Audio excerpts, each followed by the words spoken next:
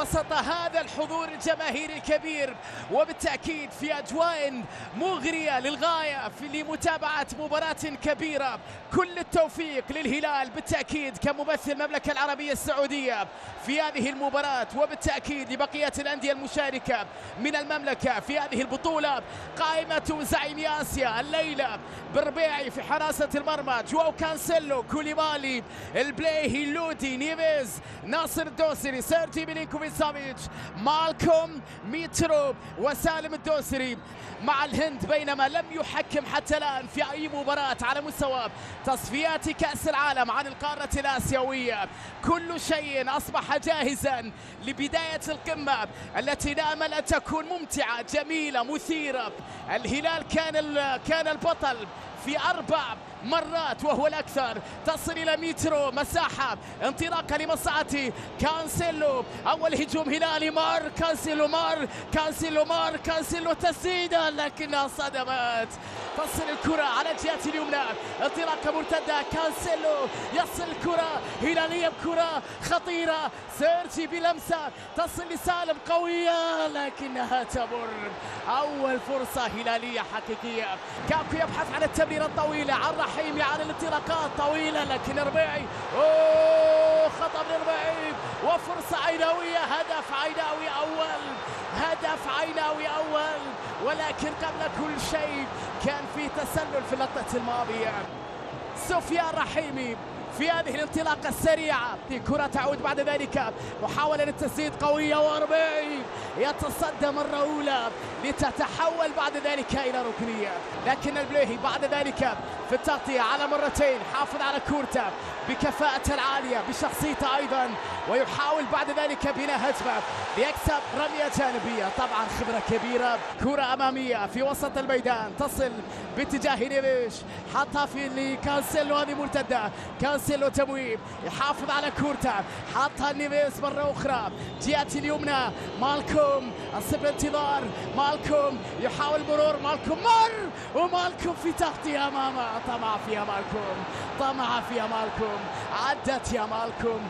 لقد كان بالإمكان أفضل مما كان في اللقطة الماضية في كرة مالكوم اللي كان عنده أيضا تدخل رائع في توقيت حاسم. نيفيس حط كرة في جهة اليمين، انطلاقة هلالية في هذه الوضعية، وحاول من جانب روبن، طلب الكرة لميترو، روبن يبحث عن التمريرة، روبن حطها، جميلة الكرة لكن التغطية لا زالت لمالكوم سيرجي، وفرصة يا إلهي أي كرة أي لعبة جميلة من نيفيز لسيرجي لمالكوم. المهاجمين في هذه البطولة، كرة طويلة وحاول لكن التغطية مرة أولى وتسديدة ثانية لكنها بعيدة، عدت من بليهي إلى كانسيلو في المساحة، سالم في الانطلاقة إلى ميترو، إلى لودي، إلى هجوم، إلى مرتدة، إلى هلال ناحية اليسار، تسديدة الله لودي الجميل يحلق بالهلال. لودي يا جماعة، لودي من انتظر ميترو، من انتظر سالم، من ترقب لمالكوم، من توقع هدف سيرجي. هذا كله لم يأتي لأن لودي هذه أوقاته، لأن لودي هذه فترته وتألقه. رينال لودي تسديده وتسجيل هدف، والزعيم يتقدم بين القدمين في الزاوية البعيدة. يا لتألق لودي، مباريات ممتازة ومستوى مغاير وشخصية أخرى، وأيضا ثبات كبير في هذه الفترة. عاد لنا بشكل مختلف كليا الفرحة والاحتضان من نيمار، الثقة للودي في ملعب العين في هذه الدقائق، وينطلق كانسيلو جميلة لكنها في يد خالد عيسى. يا لها من كرة لمصلحة الهلال، كرة تصل بعد ذلك أمامية على حدود منطقة الجزاء، خطيرة عينوية وتمريرة، وكوليبالي تدخل حاسم رائع من جانب كوليبالي، وبحث مستمر عن إدراك التعادل بكرة لمصلحة بالاسيوس، عرضية رأسية مرت من الجميع، خطيرة، محاولة تسديد، تصل بعد ذلك وفرصة وهدف التعادل. هدف التعادل عيناوي، نعم، لسفيان رحيمي يسجل التعادل لمصلحة العين بعد عمل كبير على مستوى الجبهة اليسرى. نعم العين يعود. كنت أتكلم على أنهم يقدمون أداء جيدا وسط تراجع الهلال. تمكن العين أخيرا بعد ذلك من إدراك هدف التعادل عن طريق سفيان رحيمي بعد عمل كبير في الجهة اليسرى من جانب إيريك، كان لوحده بدون رقابة، وسفيان بعد ذلك يصل الكرة يسجل هدف، وبعد ذلك ينجح العين في إدراك التعادل لتشتعل القمة بعد ذلك هنا في استاد هزاع بن زايد في مدينة العين بدون رقابة الوحدة تقريبا. يشوف الكرة، العمل كبير جدا من جانب إيريك لسفيان ورحيمي بعد ذلك يدرك التعادل في أحداث هذه المباراة. روبن حطها في جهة اليمين، الكرة عندك يا مالكوم، التحرك لكانسيلو، مالكوم كانسيلو، عرضية جميلة، الله الله الله الله الله، يا عيني يا زعيم، أجمل كرة بكرة رائعة كانسيلو، وبعد ذلك الارتقاء الرأسية، الهدف الهلال الثاني. الدقائق اللي يلعب فيها الهلال يخلص فيها المباراة.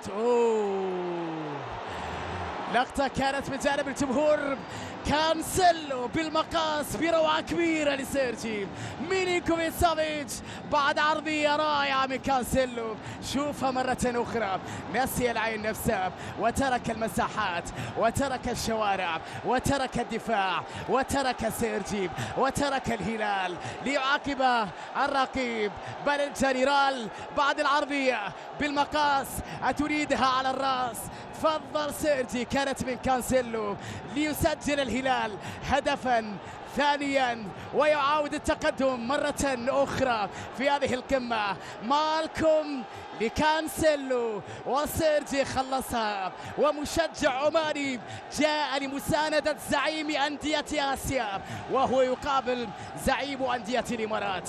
الكرة هلالية الثنائية يا نيمار حركت في كل شيء من الداخل، تريد أن تلعب الليلة قبل بكرة. كاكو وتمريرة الرد إلى بالاسيوس محاولة تسديد كرة خطيرة لكنها مرت من الجميع، تحولت إلى ركنية، اشتعلت القمة بعد ذلك. العين مرة أخرى بركنية على يسار محمد، كرة عرضية القائم الأول رأسية تبعد، تصل إلى مالكوم، مرتدات الهلال يا مالكوم، سالم، مالكوم، ناصر، كانسيلو، مرتدة هلالية وانطلاقة لميترو، وكرة أمامية للتورنيدو، مرة سالم، عدى سالم، يا إلهي،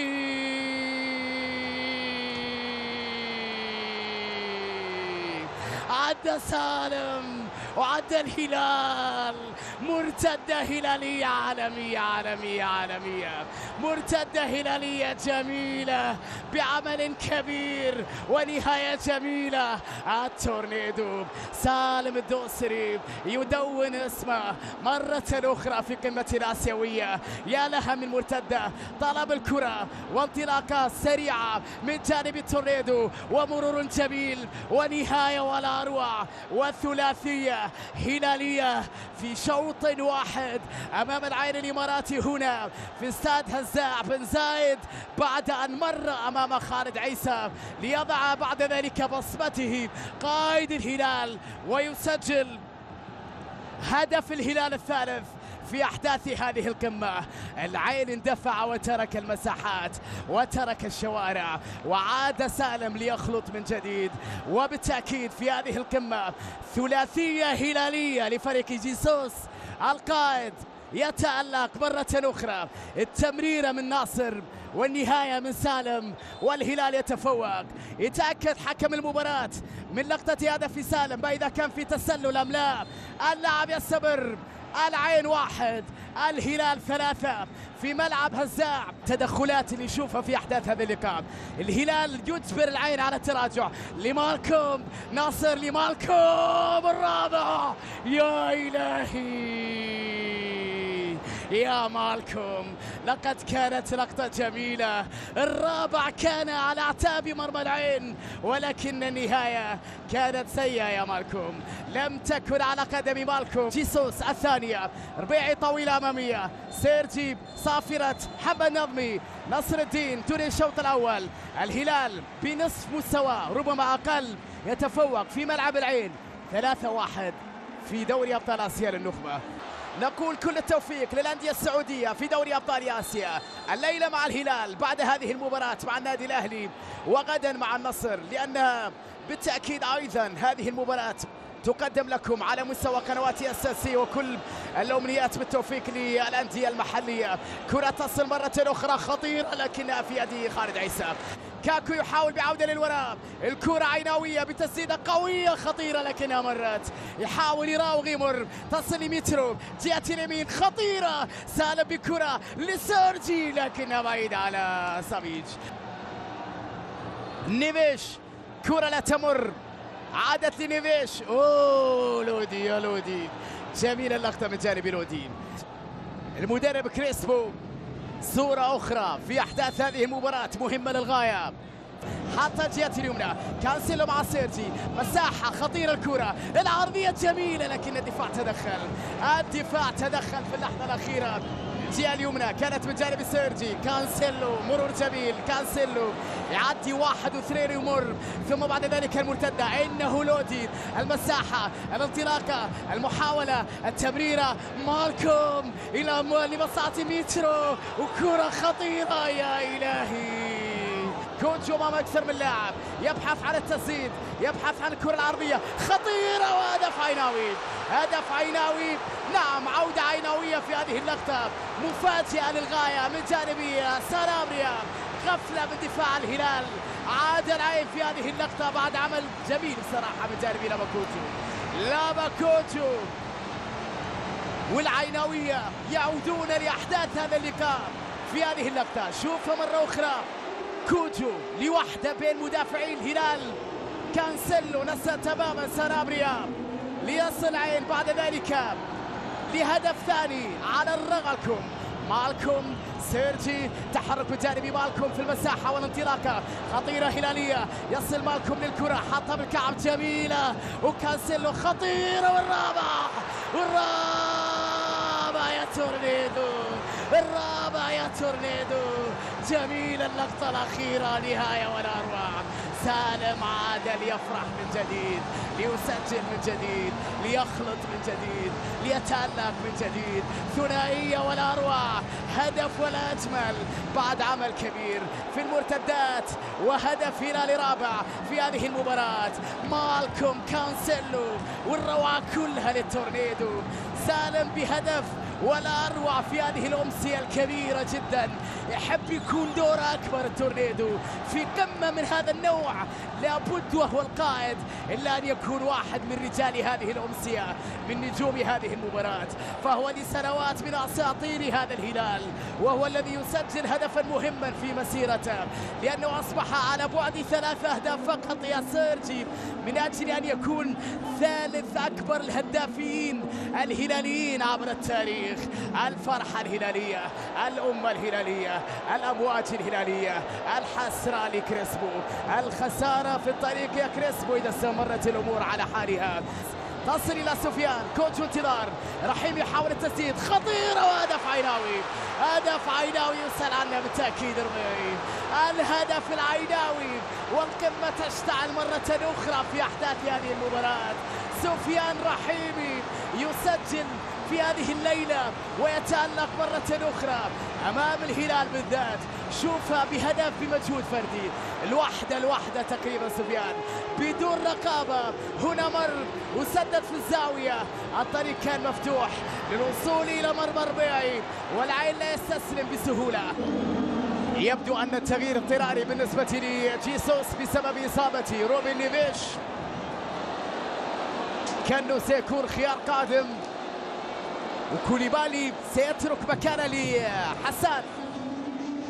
لاعب عنده انذار. مباراة مثيرة، مباراة صعبة، بالتالي انظروا هنا في هذه اللقطة منعت في هذه الليلة. كرة تصل إلى سالم مر وكرة لكن فيها تغطية، ضاعت في اللحظة الأخيرة. تدخل الدفاع بعمل بعد ذلك على مرتين إلى كنو، وكنو في الجهة اليسرى. هذه مرتدة هلالية، يحاول هلال حسم الأمور في هذه اللقطة. التورنيدو مر، سالم تسديدة. يا نبي يا نبي يا نبي يا كبير يا كبير. سالم والاسم كبير، سالم والاسم كبير جدا جدا جدا. هدف ولا اروع للتورنيدو، الهاتريك للقائد للتورنيدو. هدف كبير وجميل جدا بانطلاقه هائله. شوف لوحده تسديده قويه قذيفه في الشباك العينويه. بوم. الله على أسطورتنا سالم، ولا أروع من التورنيدو. القائد الفذ يقود الهلال إلى الانتصار. لن نتوقف مهما كان الثمن لسان حاله. التورنيدو بلقطة ولا أروع. ناصر الدوسري سيترك مكانه. والدها المرة الأولى في هذه المباراة بعد عودة بسبب الإصابة اللي غيبت نيمار لفترة طويلة. أبلى ناصر بلاغا حسنا في هذه المباراة. للتو بدأ مشواره مع الهلال. كرة طويلة أمامية باتجاه كوجو خطيرة، لكن ربيعي يتألق في صد الكرة. لمسة يد على البليهي وبطاقة صفراء، بطاقة صفراء من هذه القمة الكروية. الآن حكم اللقاء بعد أن شاهدها في العديد من اللقطات، إلى ماذا سيشير حكم اللقاء؟ يشير إلى أنه بعد العودة إلى الفار سيذهب باتجاه علي البليهي ليخرج البطاقة الصفراء ويلغيها، ويخرج بعد ذلك على ما يبدو البطاقة الحمراء المباشرة للمدافع علي البليهي، لأنه في قرار الحكم تعمد لمس الكرة باليد وعطل هجمة محققة، وبالتالي يخرج هنا بالبطاقة الحمراء المباشرة بالتأكيد قبل نهاية المباراة. متاحة في مكان خطير جدا. رحيمي وربيعي، رحيمي حطها وربيعي يتألق يتعملق. تعود الكرة باتجاه مترو، حطها في جهة اليسار خطيرة لسالم. سالم يحاول في هذه الوضعية، سالم وكرة فيها تغطية من الدفاع في اللحظة الأخيرة. للجهة اليسرى بكرة عرضية سهلة لربيعي. ربيعي مرة أولى، ربيعي مرة ثانية لم تكن سهلة، لكن ربيعي تألق. الكرة تصل على الجهة اليسرى، سالم لوحده، سالم يمر، سالم يمرر، سالم لنيمار. الخامس مر للسادس هنا في هذه الوضعية باتجاه مترو.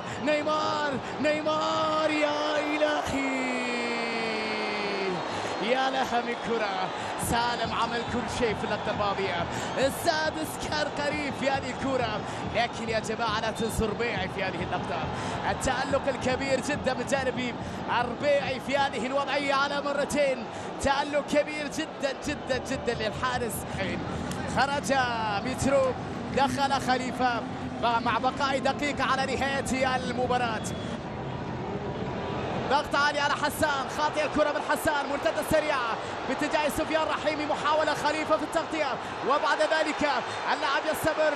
الكرة إلى وجود ركلة جزاء. نعم عينوية، ركلة جزاء عينوية. إلا في الأصل كان في خطأ كان في هفوة بجانب حسان من لا شيء تقريبا.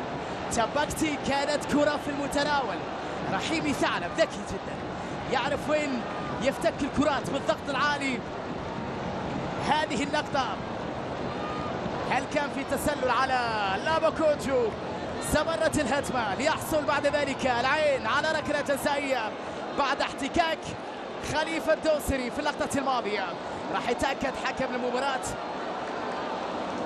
مع الحكام المساعدين، وسفيان ينتظر صافرة الحكم لتنفيذ الركلة الجزائية. محاولة العودة العين سفيان، وسجل بالفعل هدف رابع عيناوي في هذه القمة من علامة الجزاء. 5 الهلال 4 العين. ليلة كبيرة جدا في دوري أبطال آسيا. 9 أهداف كاملة من كان ينتظر هذا السيناريو.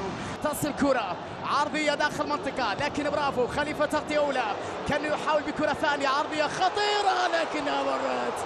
يا لها من لقطة، يا لها من لعبة، لن يتغير شيء في الصدارة. كرة عرضية سيرجي في الراسية، إبعاد مرة أولى، راسية أخرى، ورباعي مرة ثانية، ورباعي ببراعة كبيرة، والهلال سيحصل على الانتصار لأنه يستحق هذا الفوز. سفيان رحيمي بكرة عرضية داخل منطقة خطيرة، راسية ولكنها بعيدة. الحكم سيطلق صافرته في أي لحظة لأنه تقريبا كل شيء انتهى. الكرة من جانب بندر حبابي عرضية خطيرة، لكن خليفة في التدخل، وبعد ذلك الصافرة تنطلق. الهلال يحقق الفوز بعد ليلة كبيرة وكبيرة جدا. القمة لا تتسع للجميع لزعيم واحد، وفي آسيا زعيم واحد هو الهلال. آسيا هنا بالتأكيد تشاهد أفضلية الهلال وتصدر لهذه البطولة. لا يموت الثأر ولكن يسترد. جيسوس يجمع العين ويضع مع بقية الضحايا. شكرا للمتابعة. النتيجة النهائية انتصار هلالي مثير ب5 أهداف كاملة مقابل 4 للعين. إلى اللقاء. الآن عودة لزميل العزيز تركي شديد بعد فاصل قصير.